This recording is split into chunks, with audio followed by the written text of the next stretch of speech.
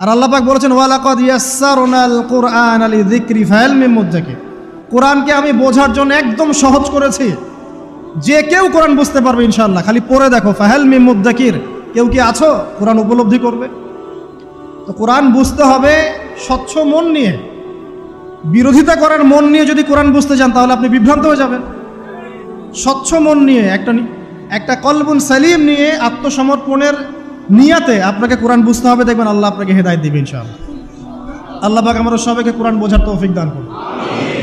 তো যেটা বলছিলাম প্রিয় ভাইরা, রাতের বেলা এই সব প্রাণী বের হয়, নবী সাল্লাল্লাহু আলাইহি ওয়াসাল্লাম বলেছেন, অতএব আপনাদের বাচ্চা যারা আছে এদেরকে সন্ধ্যাবেলায় বাইরে ছেড়ে দিবেন না।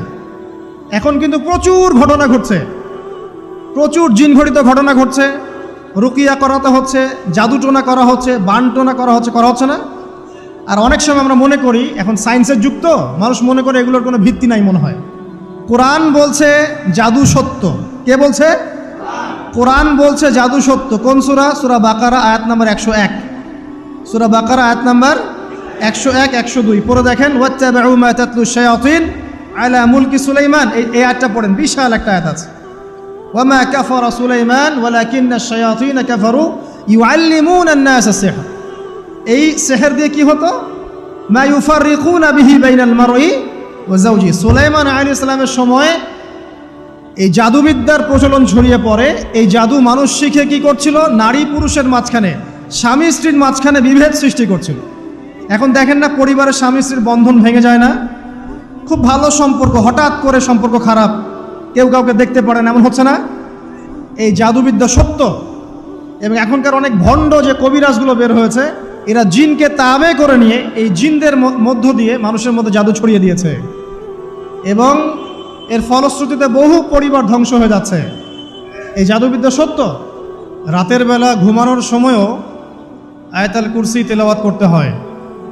এই হাদিসের রাবি হচ্ছেন আবু হুরায়রা রাদিয়াল্লাহু তাআলা আনহু, যাকে নবী সাল্লাল্লাহু আলাইহি ওয়াসাল্লাম গনিমতের মাল পাহারা দেওয়ার দায়িত্ব দিয়েছিলেন।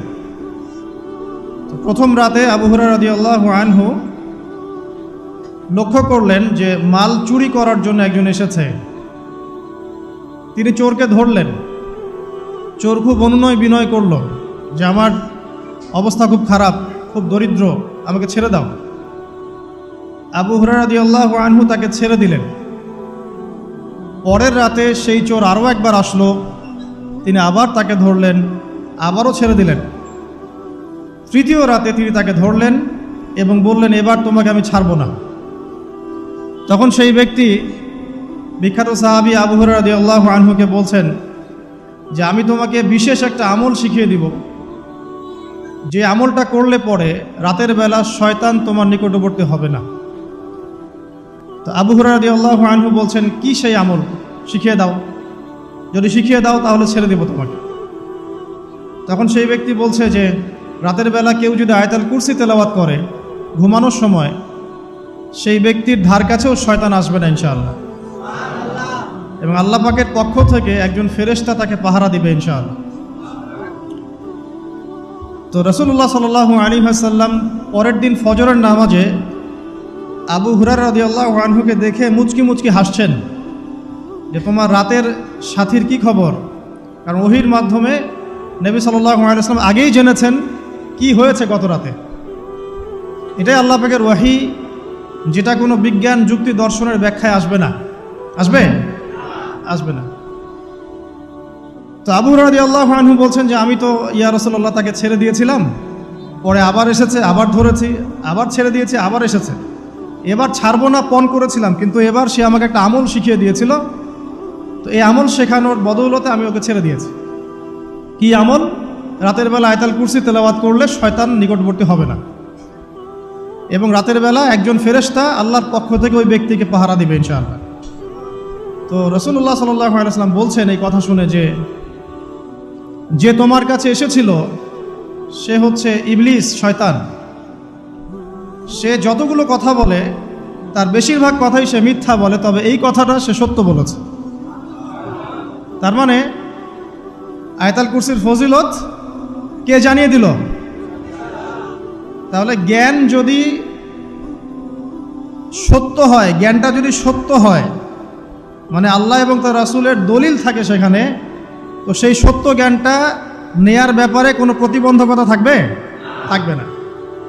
যে কোনো ব্যক্তি এমন কোনো কথা বলুক যেটা কোরআন এবং সুন্নাহর সাথে মিলে গেছে, এই কথা নিতে কি কোনো আপত্তি আছে? নাই। আর যে কোনো ব্যক্তি যত বড় আলেম হোক আর স্কলার হোক আর বুদ্ধিজীবী হোক না কেন, তার কথা যদি কোরআন সুন্নাহর সাথে না মেলে, সেই কথা কি আমরা গ্রহণ করব? এই সহজ কথাটা মেনে নিলে কিন্তু মুসলিমদের মাঝে কোনো ইখতিলাফ থাকে না। তারপরেও হয়তো কিছু মতপার্থক্য থাকবে, সেটা ইসলামের সৌন্দর্য, যেমন আপনি ফজরের আগে বেতরের নামাজ পড়ছেন, তাহাজ্জুদের নামাজ পড়ে বেতরের নামাজ পড়ছেন, তারপরে 2 রাকাত সুন্নত পড়ছেন, তারপরে ফরজ পড়ছেন, ঠিক আছে? এই আমলটা নবী সাল্লাল্লাহু আলাইহি ওয়াসাল্লাম কর্তৃক স্বীকৃত এবং সুন্নাহ। এখন কেউ যদি ঘুমানোর আগেই বেতের নামাজ পড়ে ফেলে, সে বেতের নামাজ পড়ে ফেলে, শেষ রাত্রে যদি নফল নামাজ পড়ার সুযোগ হয় পড়লো, পড়ে সুন্নত পড়ে ফজরের 2 রাকাত ফরজ পড়লো, তার আমল কি বাতিল? তো বেতনের নামাজ ঘুমানোর আগে পড়লেও চলে, শেষ রাত্রে পড়লেও চলে। ইসলামের এটা সৌন্দর্য না? সৌন্দর্য।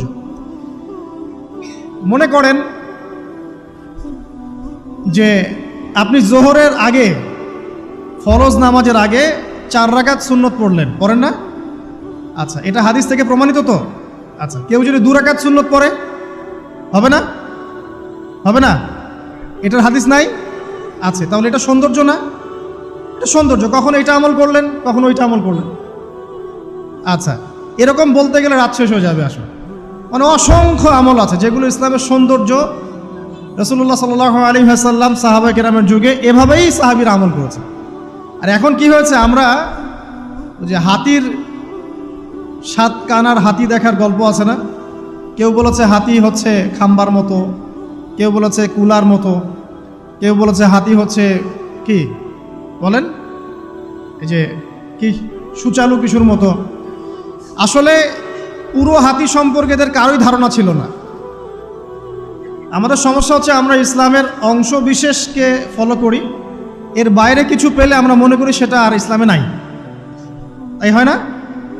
আমি যতটুকু জানি বুঝি এতটুকু আমল করি, এর বাইরে যদি কোনো দলিল থাকেও সেটা মানার ব্যাপারে আমাদের আগ্রহ থাকে না। তখনই কিন্তু ইসলামকে নিয়ে আমরা এই যে দলীয়করণে চলে যাই, আর আস্তে আস্তে মুসলিম উম্মার ঐক্যটা নষ্ট হয়। ঐক্য নষ্ট হতে হতে আজকে কি অবস্থা এটা তো দেখতেই পাচ্ছেন। তো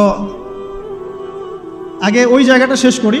নবী করিম সাল্লাল্লাহু আলাইহি ওয়াসাল্লাম রাতের বেলা এই আমলটা করতেন। কি করতেন?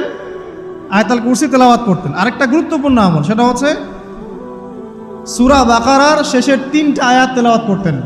কয়টা আয়াত? কোন হাদিসে আছে 2টা আয়াত। এই যে 3টা আয়াত কোন হাদিসে, আবার কোন হাদিসে 2টা আয়াত। কেউ যদি 2টা পড়ে তার আমল কি বাতিল হবে? আর যদি কেউ 3টা পড়ে আরো ভালো, উত্তম। ঠিক আছে, তো শেষের 3টা আয়াত হচ্ছে লিল্লাহি মা ফিস সামাওয়াতি, এখান থেকে নিয়ে ফানসুরনা আলাল কওমিল কাফিরিন পর্যন্ত। নবী সাল্লাল্লাহু আলাইহি ওয়াসাল্লাম বলেছেন রাতের বেলা কেউ যদি এই আমলটুকু করে, শুধু এতটুকুই পড়ে, সূরা বাকারার শেষের 3টা আয়াত বা 2টো আয়াত, সারা রাতের জন্য যথেষ্ট হয়ে যাবে ইনশাআল্লাহ। মানে সারা রাত নফল পড়লে যে নেকি হইতো, আপনার এই আমলটা করলে সে নেকি হয়ে যাবে ইনশাআল্লাহ। এবং আরেকটা ব্যাখ্যা হচ্ছে সারা রাতের দৃশ্য অদৃশ্যের যে ক্ষতি আছে